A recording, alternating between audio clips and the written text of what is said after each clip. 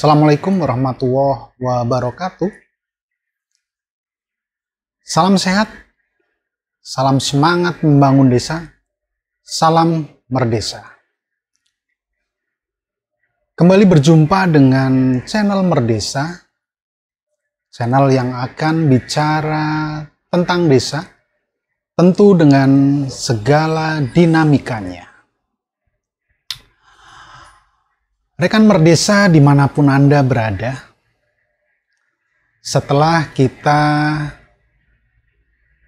beberapa waktu yang lalu mendengar gegap gembita dari demo demi demo, dari demo kepala desa pada tanggal 17 Januari 2023, lalu disusul dengan demo perangkat desa dalam kesatuan aksi Silatnas ketiga PPDI yang juga diselenggarakan di depan gedung DPR MPR pada tanggal 25 Januari 2023. Setelah itu muncul reaksi dari masyarakat, baik yang disampaikan di warung-warung kopi, di obrolan-obrolan masyarakat, dimanapun mereka berada tentunya, juga di media sosial, platform Facebook, TikTok, snack video, Twitter, Instagram, dan lain sebagainya. Berbagai ungkapan masyarakat muncul, baik yang setuju maupun yang tidak tentunya. Dan itu wajar-wajar saja. Merdesa memandang itu adalah dinamika masyarakat yang wajar dalam kehidupan demokrasi, di mana setiap warganya berhak untuk menyampaikan pendapat, menyampaikan aspirasi di muka umum, dan itu dilindungi oleh undang-undang yang berlaku di negara kita. Akan tetapi Merdesa agak terusik ketika seorang pengajar, guru dari Kabupaten Pacitan bernama Bapak Parno mengungkapkan ketidakrespekannya kepada demo yang telah dilakukan oleh perangkat desa dan kepala desa. Merdesa memandang bahwa sangatlah tidak etis seseorang dari instansi pemerintah melakukan kritik terhadap instansi lainnya, melakukan ketidakhormatannya kepada instansi atau lembaga lainnya. Bapak Parno dari pendidikan, perangkat desa, dan kepala desa, juga instansi atau lembaga negara dalam pelayanan pemerintahan. Seharusnya dua instansi ini atau orang-orang yang ada di instansi atau lembaga ini saling menghormati. Boleh seseorang dari sebuah instansi memberikan kritik atau saran asal instansi tersebut merupakan instansi atau lembaga pengawas yang ada di atas perangkat desa atau kepala desa. Sebagai contoh katakanlah bupati, gubernur, atau presiden. Lembaga lain dari Kementerian Desa atau Kementerian Dalam Negeri, lalu DPRD, dan juga DPR. DPR pun Merdesa memandang hanya DPR Komisi 2 yang bisa untuk mengkritik, memberi saran, mengarahkan terhadap permasalahan yang terkait dengan pemerintahan desa. Karena di Komisi 2 lah bidang ini ditangani. Lalu apabila seseorang pengajar, seorang guru melakukan kritik, menunjukkan ketidaksenangannya, menunjukkan ketidakrespekannya, ketidakhormatannya terhadap apa yang dilakukan oleh orang-orang di kelembagaan lainnya. Ini sungguh tidak etis, tidak pantas.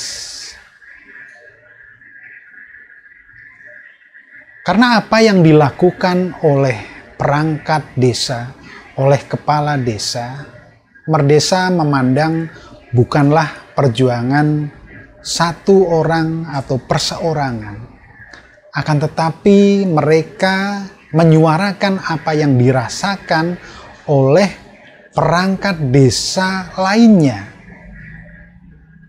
Bukan perangkat desa hanya di Jawa saja, akan tetapi di luar Pulau Jawa, Sulawesi, Kalimantan, Papua, yang tentunya kesejahteraan mereka tidaklah sama. Maka mereka berjuang atas nama organisasi, atas nama kebersamaan. Inilah yang menjadi pokok permasalahan. Seandainya Bapak Parno adalah warga biasa, tidak masalah. Tapi beliau adalah seorang guru, seorang pengajar. Ada pertanyaan yang mengemuka. Apakah Pak Parno tahu bahwa sesama guru pun pernah demo di depan Istana Negara, pernah demo di depan gedung DPR MPR? Tercatat berapa kali para guru, khususnya yang tergabung dalam paguyuban guru honorer,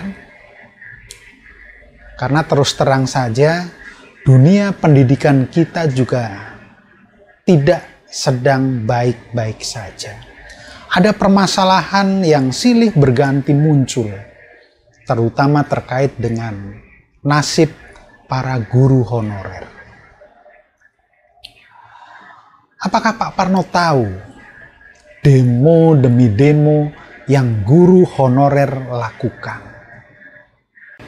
Seandainya kritik kemarin disampaikan oleh guru honorer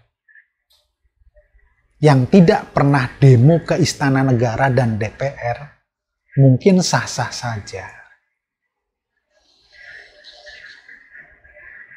Mereka bisa bilang, saya yang gajinya hanya ratusan ribu saja,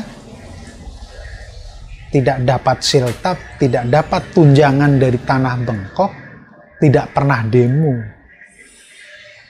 Mengapa perangkat desa yang sudah dapat siltap dan tanah bengkok tetap demo? Itu bila guru honorer tadi tidak pernah demo, tidak pernah berteriak tentang kesejahteraan, tidak pernah berteriak tentang status mereka di dunia pendidikan.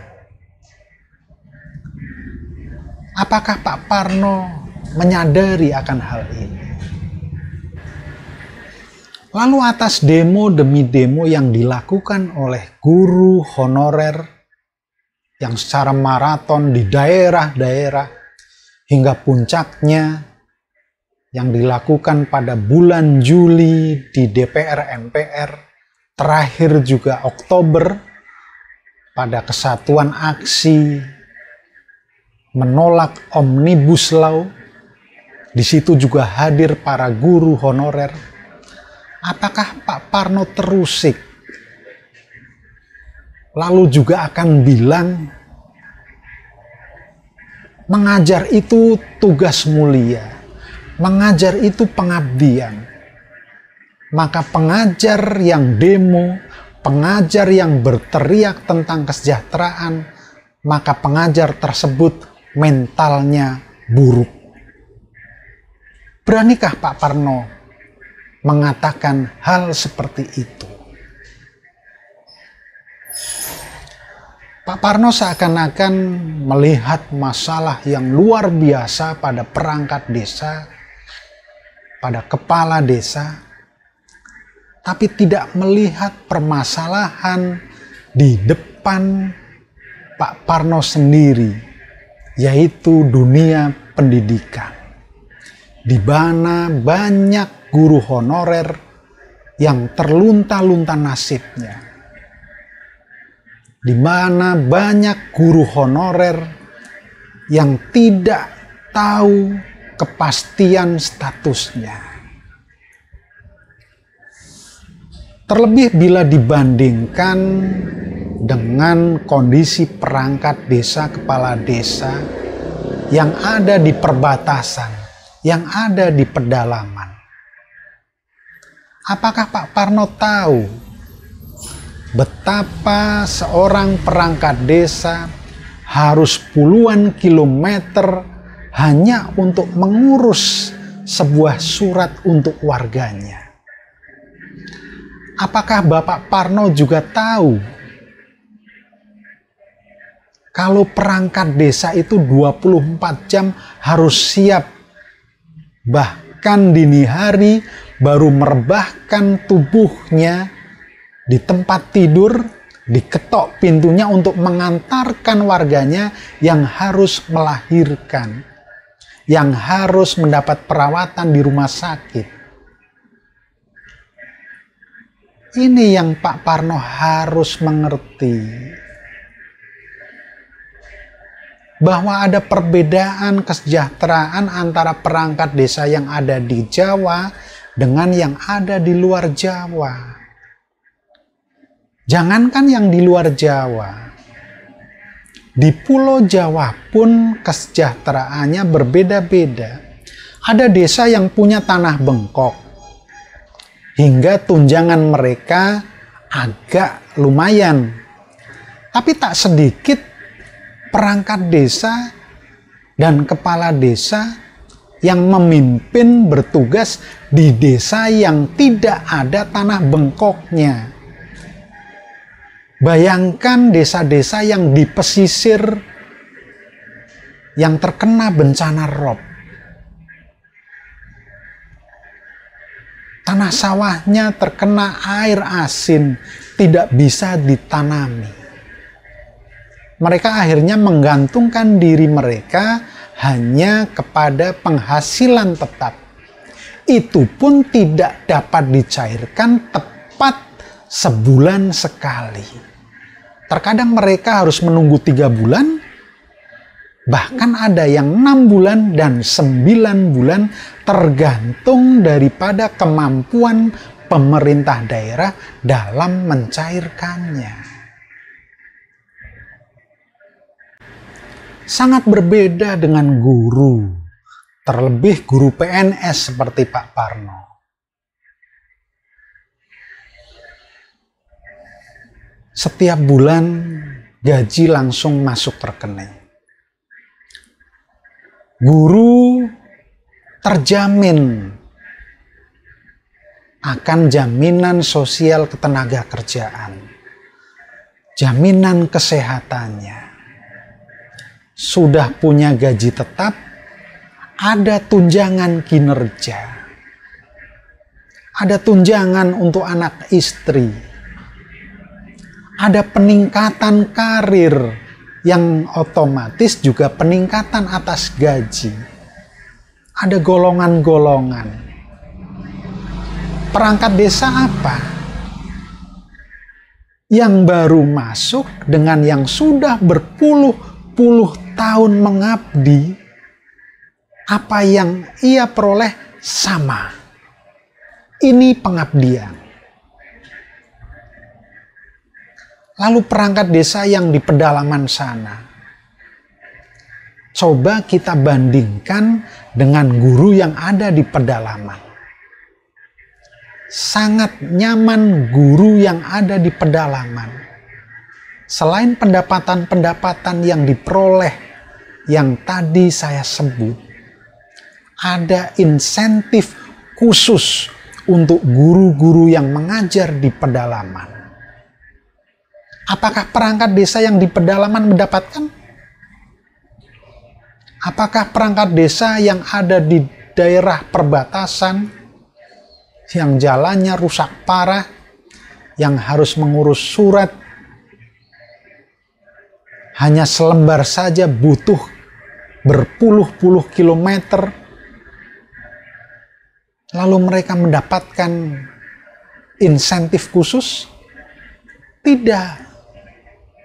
Tapi mereka tetap menjalankan tugas pokok fungsinya untuk melayani masyarakat dengan sebaik-baiknya. Mengapa ketika mereka berteriak meminta sedikit saja kesejahteraan, banyak yang menghujat? Kalau masyarakat umum tidak masalah. Akan tetapi ini seorang pengajar, seorang guru yang harusnya mengedepankan kehati-hatian, mengedepankan rasa empati. Ketika seseorang berteriak, pasti ada masalah yang melatar belakanginya. Apakah sebagai seorang pengajar tidak berusaha untuk menggali informasi lebih detail, lebih lengkap, agar apa yang disampaikan sebagai seorang pengajar yang terdidik dapat menjadi referensi untuk yang lainnya? Tidak semata-mata didorong oleh rasa curiga, oleh rasa emosi, lalu menyampaikan ketidakrespekannya. Sekali lagi, Merdesa tidak ingin memperkeruh keadaan, akan tetapi supaya hal ini menjadi pelajaran bersama. Untuk pegawai instansi lain, marilah kita sama-sama menghormati. Anda yang sudah sejahtera, bersyukurlah. Tapi hormati instansi lain yang mungkin sedang menyuarakan perjuangannya, menyuarakan aspirasinya untuk mencapai kesejahteraannya. Untuk masyarakat, mari kita tunggu drama yang seperti tak berkesudahan ini. Semoga hasil akhirnya adalah sebuah peraturan, sebuah kebijakan yang terbaik untuk desa kita tercinta. Pak Marno mungkin tidak sadar atau memang sengaja abai bahwa tidaklah etis seorang guru dan mungkin sudah sertifikasi yang kesejahteraannya otomatis lebih tinggi daripada guru-guru lainnya, terlebih apabila dibandingkan dengan guru honorer. Guru honorer bisa bicara hormat, bisa bicara respect, lalu bicara tentang mental. Apabila melihat perangkat desa demo, karena kedudukan mereka seimbang, bahkan guru honorer lebih di bawah daripada perangkat desa. Namun seorang guru PNS seperti Pak Parno kuranglah tepat untuk menyampaikan hal ini. Pak Parno, Anda seorang pengajar, namun tampaknya Anda harus kembali belajar agar Anda bisa berperilaku layaknya seperti orang terpelajar. Apabila ada manfaat atas video ini, silahkan share, like, dan subscribe tentunya. Dan tak lupa tulis komentar Anda di kolom komentar untuk membangun diskusi sehat, diskusi positif untuk kemajuan desa tercinta. Tetap semangat membangun desa. Salam Merdesa. Wassalamualaikum warahmatullahi wabarakatuh.